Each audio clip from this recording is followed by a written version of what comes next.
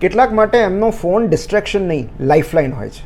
કેટલાક લોકો ઓનલાઈન વિશ્વમાં આનંદની આદર શોધતા હોય છે, ડોપામિનની ડિગ્નિટી શોધતા હોય છે, સથવારોની સ્વમાન શોધતા હોય છે, કારણ કે એમનું વાસ્તવિક વિશ્વ ખરડાયેલું હોય છે.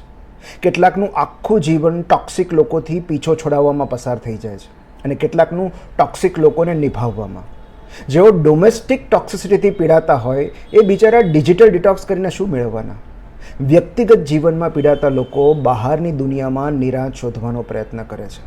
કોઈ અજાણી વ્યક્તિના રીલમાં, કોઈ સમદુખિયાની સ્ટોરીમાં, કોઈ સૂફી સંગીતમાં કે ઝેનની કથામાં રાહત મેળવે છે.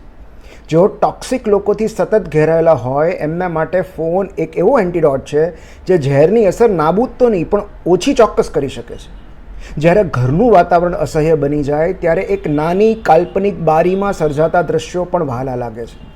કેટલાકના જીવનમાં એટલો બધો અંધકાર હોય છે કે એમના જીવનનું એકમાત્ર અજવાળું ફોનની ફ્લેશલાઇટ હોય છે.